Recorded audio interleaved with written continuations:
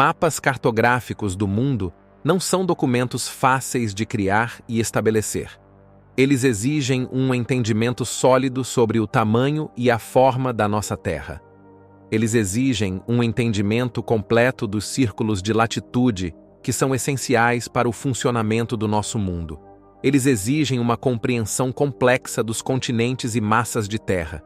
Esses mapas são provavelmente duplicações manipuladas de mapas com milhares de anos ou completamente falsos. Devemos procurar sinais de manipulação, especialmente em relação à massa de terra conhecida como Hiperbórea. Vemos que a Hiperbórea tem vários mapas, estilos variados, e somos informados de que são do século VI.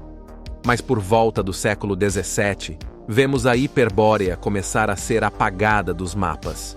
Vemos massas de terra desconhecidas que estão presentes em alguns desses mapas antigos desaparecerem totalmente.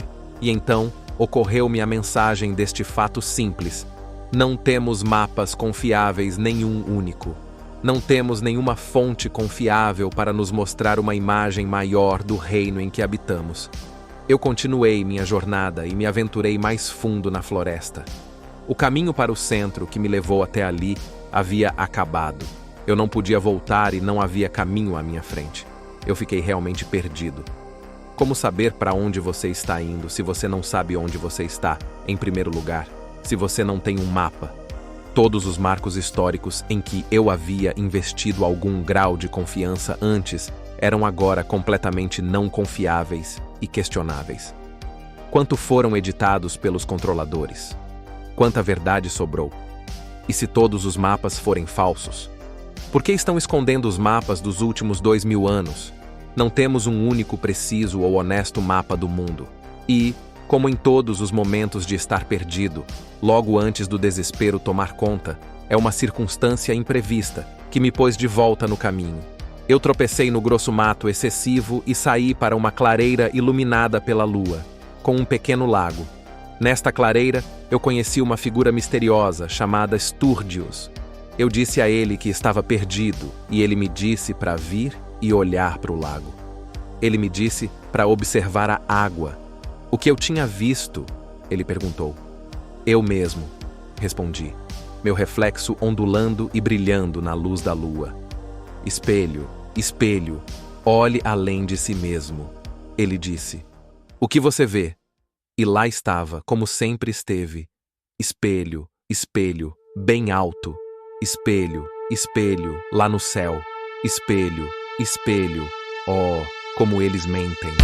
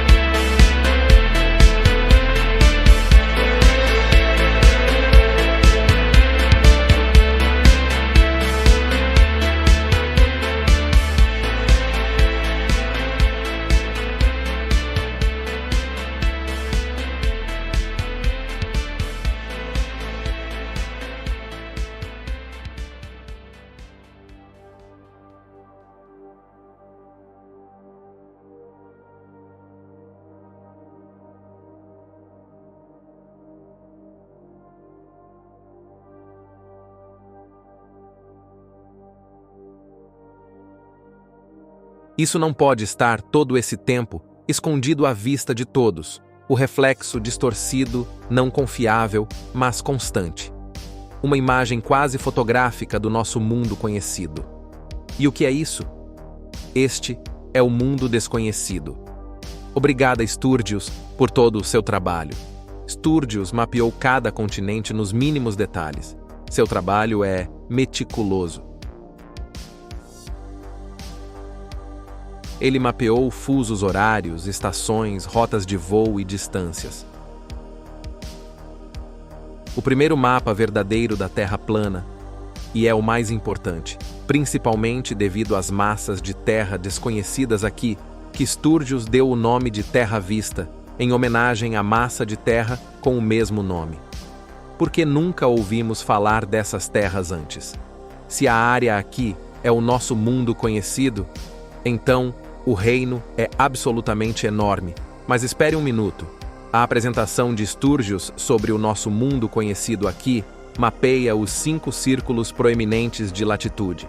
Vemos o Círculo Ártico, os Trópicos, o Equador e o Círculo Antártico. E Sturgius mapeou a jornada concêntrica do Sol em torno desses círculos de latitude, mapeando estações e fusos horários com a maior precisão e exatidão. Então, o que acontece? O Sol e a Lua não podem viajar completamente sobre as massas de terra apresentadas aqui, porque demoraria muito. Teria essa massa de terra seu próprio Sol? Ou talvez a Lua não seja um mapa do reino maior, afinal. Mas não tão rápido. Precisamos gastar algum tempo quebrando a descoberta de Sturgius aqui. Como a imagem na face da Lua foi e é formada? Quando foi formada? E por quê? Para todas as perguntas que ninguém pode responder? Ninguém sabe, além dos enganadores em suas altas posições. Mas há muitas coisas escondidas à vista de todos, que nos aproximam um pouco de ter um melhor entendimento deste fenômeno misterioso. Primeiramente, é a natureza dessa imagem. É uma imagem composta. Você está testemunhando várias imagens simultaneamente quando olha para a face da Lua, e essas imagens são semelhantes a tipos de fotografias de raio-x. Também há, evidentemente, muita distorção, a ilusão de ótica presente nessas imagens. Ninguém pode oferecer uma explicação de quando e como essa imagem composta é formada. Ninguém jamais forneceu uma resposta satisfatória sobre o que exatamente é a Lua. E com razão, pois, se eles pudessem, não estaríamos nessa bagunça em primeiro lugar. Enquanto a maioria das visões alternativas da verdadeira natureza da Lua está enraizada em teorias absurdas, como aquelas sonhadas por tantos enganados e meninos que nunca cresceram, e que gostam da ideia de que os alienígenas criaram uma lua e que existem bases subterrâneas profundas dentro de suas crateras. Há um homem, no entanto, que falou sobre a Lua nos anos que antecederam a corrida espacial nos anos 60 e que ofereceu uma visão muito sensata. Em 1965, o professor R. Foster desafiou o complexo científico corrupto ao afirmar que pousar na Lua era uma impossibilidade. É uma impossibilidade de acordo com Foster, porque a Lua é plasma e não é sólida. Aqui está o que ele disse em uma entrevista. Well, it is by now rather more than a theory. 10 or 11 years ago, I stated to various scientists that the moon is not a piece of rock, but it is a plasma phenomenon, cosmic plasma, and that this fact will eventually be confirmed. I made certain predictions which were already confirmed in 1958, and the situation now is coming close to a complete confirmation. Scientific views expressed all over the world now that the moon seems to be of a quite different nature of what was assumed. But the Americans and Russians are thinking of landing men on it. Well, that will never happen. Not on the moon. On Mars, on Venus, on other planets, yes, but the moon is definitely, Como a maioria fala, Foster foi provavelmente um aviso de oposição controlada, tendo em vista que ele diz que é possível pousar em outros planetas, mas não na Lua. É provável que fosse sua tarefa apresentar uma meia-verdade de que a Lua é um fenômeno de plasma, apenas para que suas afirmações fossem desmascaradas e provadas erradas. Citando, alguns anos depois, após eles encenarem o pouso na Lua. Desde a reivindicação de Foster, porém, nosso próprio acesso à tecnologia, nos últimos anos, permitiu-nos investigar a Lua mais detalhadamente e, através disso, vemos repetidamente outra e outra vez. Vários exemplos da Lua se comportando de uma maneira que desbancam a mentira de que é uma bola de rocha. Vemos com nossos próprios olhos uma Lua semi-transparente. Tanto à noite quanto à luz do dia, vemos no céu através da Lua. Às vezes, é até possível ver estrelas diretamente, através da Lua.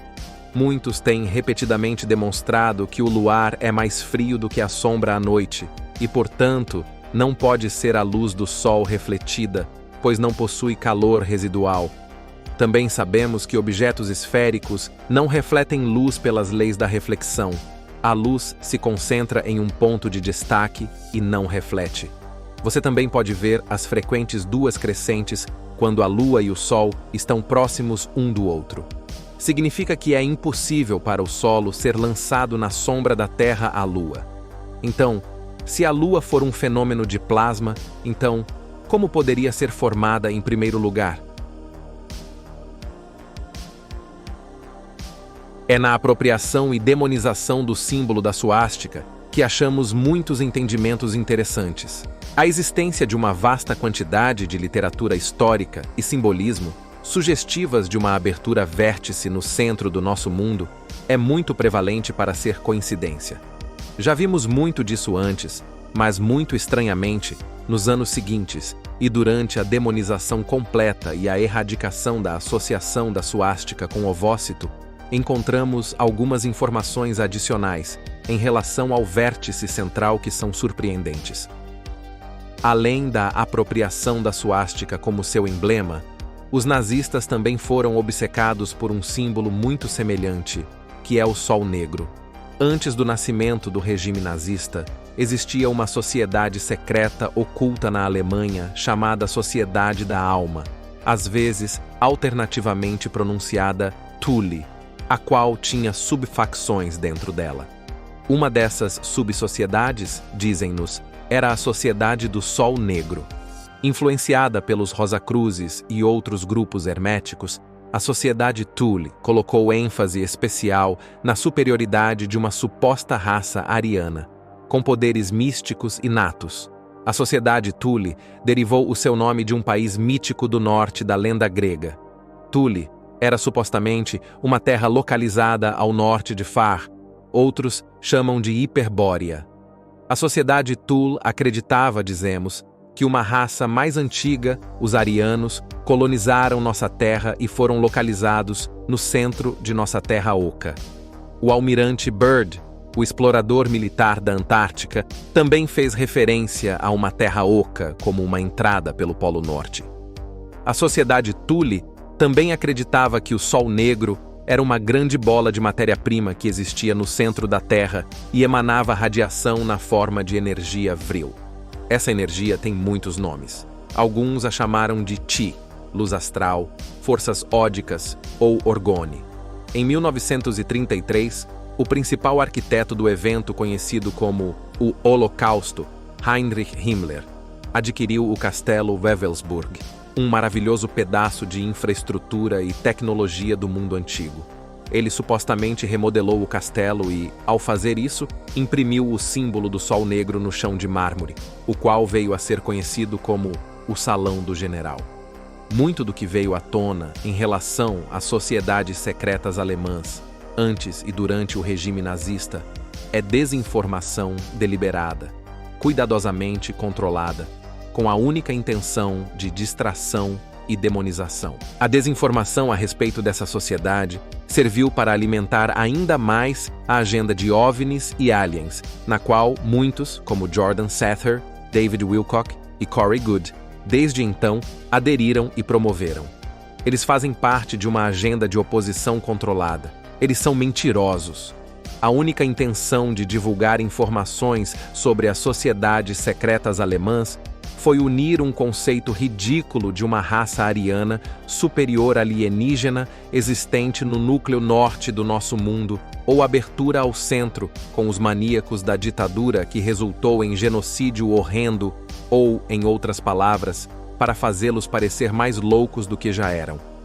Os controladores de nosso reino tiveram que se apropriar deles e erradicar sua associação simbólica com a central eletromagnética da Terra.